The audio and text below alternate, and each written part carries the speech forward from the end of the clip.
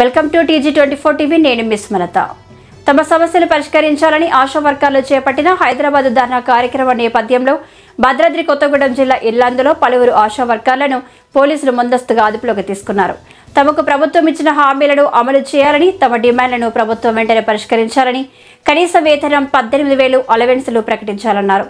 సెలవులు లేకుండా ఉదయం నుంచి రాత్రి వరకు సేవలు చేస్తున్న ప్రభుత్వం తమను పట్టించుకోవడం లేదని ఆవేదన వ్యక్తం చేశారు. ఈ కార్యక్రమంలో CITU జిల్లా నాయకులు అబ్దుల్ నబీ పాల్గొన్నారు.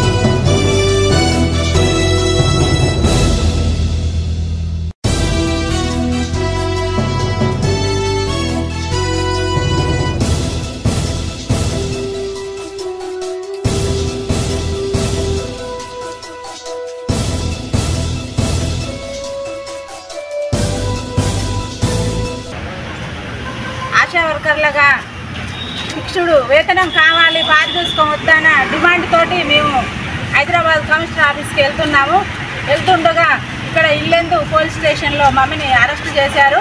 అరెస్ట్ చేసి నైట్ పోలీస్ స్టేషన్లో ఉంచారు. మళ్ళీ ఇప్పుడు ఉదయం లేచి సంతకాలకు రావాలి, మళ్ళీ వెళ్తారో ఏంటో అన్నట్టుగా పిలుపునిచ్చారు. అంటే మేము ఏదో గొడవ కాదుగా పోయేది, మాకు ఫిక్స్డ్ వేతనం 18,000 కావాలి, ఆశా వర్కర్లకి పని భారం తగ్గించాలి అని అడగడానికి వెళ్తున్నాము. అట్లాగే మాకు ఏంటంటే ఇప్పుడు ప్రమాద బీమా సౌకర్యం కల్పించాలి, రిటైర్మెంట్ సౌకర్యం కూడా ఇవ్వాలి. ఇప్పుడు మేము ఫిక్స్డ్ వేతనం ఎందుకు అడుగుతున్నా అంటే పారితోషికం అంటే ఈ బుక్కి ఇంత, ఈ ఎయిడ్స్కి ఇంత అని పెడుతున్నారు. అట్లా కావద్దు, ఏ పని చేసినా మాకు ఫిక్స్డ్ వేతనం కావాలి, నైట్ అనక పగులనక చేస్తున్నాం కనుక ఫిక్స్డ్ వేతనం కావాలని అడగటానికి వెళ్తున్నాము.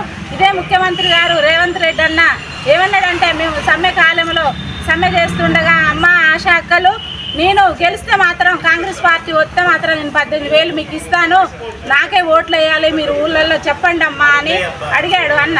మేము అదే ప్రకారంగా రేవంత్ అన్న రావాలని ఇల్లు తిరిగి ఓట్లు వేయమని అడిగాము, ఓట్లు వేసాము, గెలిపించాము.